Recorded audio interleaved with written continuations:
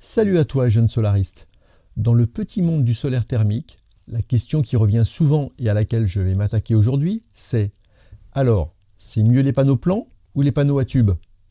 Dans cette vidéo et celles qui vont suivre, je vais t'expliquer quelles sont les différentes technologies de panneaux à tubes, comment ils fonctionnent, pourquoi les utiliser, dans quelles applications ils sont plus adaptés, quel est leur rendement. Bref, beaucoup de choses à voir. Et ça risque de se faire en 2 ou 3 épisodes. Alors on y va, musique.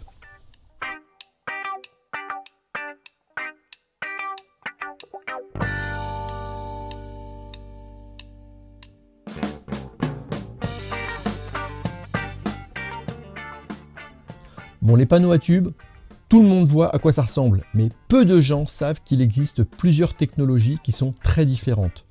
Je suis désolé de rappeler les bases, mais un panneau thermique, c'est un appareil qui capte du rayonnement solaire, qui le transforme en chaleur et qui transmet cette chaleur à de l'eau en essayant d'en perdre le moins possible. Et plus un capteur transforme et transfère de la chaleur en perdant le moins possible, et meilleur est son rendement. Donc pour être bon, un capteur solaire doit avoir la meilleure isolation et la meilleure transmission de chaleur possible. Et bien pour ça, dans la famille des panneaux à tubes, il existe au moins 2 techniques pour la transmission de chaleur et 2 techniques pour l'isolation par le vide. Et le vide, c'est quoi? Bon, je parle pas de celui qu'on va trouver dans la plupart des têtes creuses des ados qui sont des accro-marques genre Nike, Adidas, Apple, Coca, McDo, compagnie. Non, je parle du vide de matière, un espace où il n'y a rien, même pas d'air. Et il se trouve que le vide, c'est le meilleur isolant thermique. Donc, si on a vu que dans un panneau plan, pour garder la chaleur, on mettait de la laine de roche, dans un panneau à tubes, on crée le vide dans des tubes pour éviter les pertes par conduction et par convection. Et ça, c'est terriblement efficace. Et donc, c'est quoi ces 2 techniques de vide? Voilà une bonne question, quelle est bonne?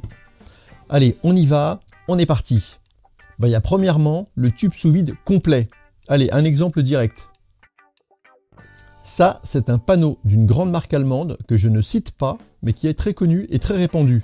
C'est ce qu'on appelle du tube sous vide complet.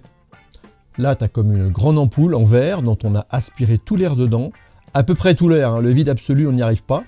À l'intérieur de ce tube, au milieu, on a mis un absorbeur et 2 tuyaux de cuivre. En fait, on a reconstitué un mini panneau plan.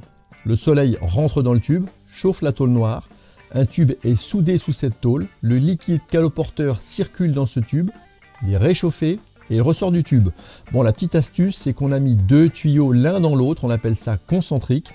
Le liquide arrive par le tuyau extérieur, celui qui touche la tôle chaude, et repart par le tuyau intérieur. Une fois qu'il a traversé l'ampoule, il remonte jusqu'à un collecteur central qui distribue le liquide à tous les tubes. Et pour finir, le ballon est raccordé au collecteur ou à plusieurs collecteurs. Ça, c'est le vide complet. Et en résumé, on peut dire que c'est un tout petit panneau, tout fin, tout en longueur, dans un tube sous vide. Ensuite, on a le tube sous vide à effet thermos. Et c'est quoi ça? Alors là, on a aussi un collecteur sur lequel sont branchés plusieurs tubes. Mais là, on a 2 parties distinctes. Une ampoule à double paroi avec le vide entre les deux, dans laquelle je peux rentrer un cylindre en tôle noire qui jouera le rôle de l'absorbeur et dans lequel je rentre mes tubes aller et retour dans lesquels circule le liquide caloporteur. Est-ce que vous avez bien compris la différence? Contrairement à tout à l'heure, l'absorbeur et les tubes de cuivre ne sont pas dans le vide. Ils sont entourés d'une capsule double paroi avec le vide entre les 2 parois, comme une bouteille thermos dans laquelle on met notre eau ou notre café. Si cette capsule est cassée, on peut la changer sans toucher au liquide caloporteur. Et autre différence, l'absorbeur, c'est plus une surface plate tournée plus ou moins vers le soleil, c'est un cylindre à l'intérieur du tube, donc quelle que soit son orientation, il aura toujours la même surface en face du soleil. Mais comme l'absorbeur est une courbe, le rayonnement ne va pas être uniformément absorbé. Face au soleil, on va récupérer un max de chaleur, mais sur les côtés, beaucoup moins. Et c'est pour ça que souvent, autour de chaque tube, il y aura des miroirs incurvés pour concentrer le rayonnement sur plus de surface d'absorbeur. Pour ceux qui ont vu mes 2 précédentes vidéos sur le calcul du rendement d'un panneau solaire plan, va calculer le rendement d'un panneau comme celui-là. Là, tu n'as plus un rayonnement solaire réparti sur une surface homogène. À cause de la forme de l'absorbeur et à cause de la vitre courbée, tu n'as plus non plus un rendement optique ou un facteur d'émission constant. Voilà l'enfer. On y reviendra plus tard. Donc là, on a vu les deux techniques principales de vide. Maintenant, pour la transmission de chaleur, il y a aussi deux techniques qui peuvent se combiner avec les deux types de vide. Ouais, là, toi, si tu veux, tu peux faire une petite pause pour prendre une aspirine.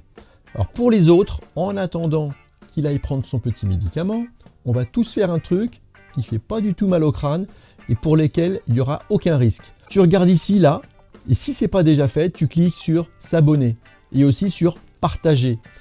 Et tu cliques au moins sur copier le lien, comme ça YouTube, il croit que tu as des amis, il croit que tu copies le lien pour leur envoyer la vidéo par SMS et c'est bon pour moi. Il considère que c'est un partage. Voilà, vas-y, clique. C'est bien, voilà. Juste le temps que l'autre y revienne. Ah, le voilà. Vas-y, prends ton temps, il y a juste 400 000 followers qui attendent la suite. C'est bon, ça va mieux, on peut continuer. Premier mode de transmission de la chaleur, la circulation directe. C'est l'exemple du premier panneau allemand dont j'ai parlé tout à l'heure.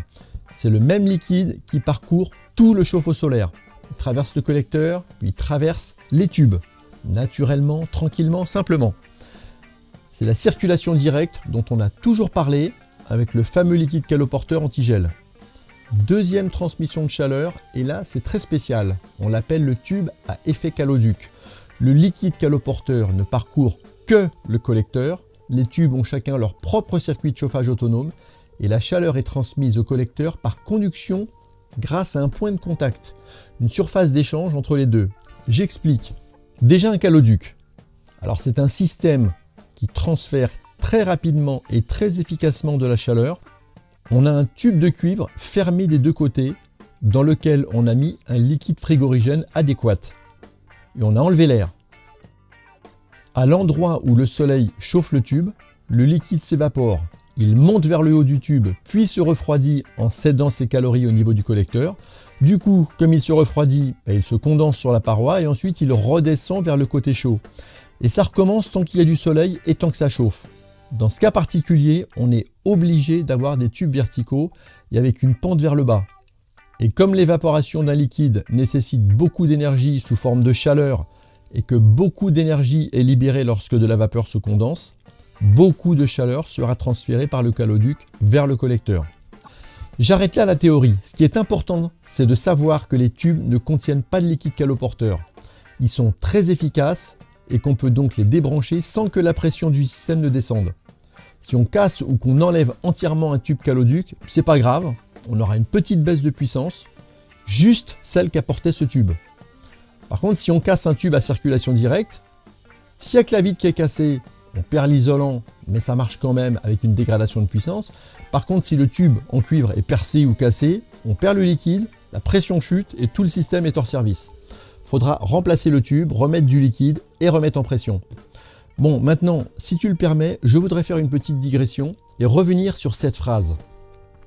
Comme l'évaporation d'un liquide nécessite beaucoup d'énergie sous forme de chaleur et que beaucoup d'énergie est libérée lorsque de la vapeur se condense, beaucoup de chaleur sera transférée par le caloduc. Je sais que les scientifiques la comprennent parfaitement, mais c'est pas évident pour tout le monde. Et comme c'est très important, je vais essayer de l'imager par des exemples pratiques de la vie de tous les jours.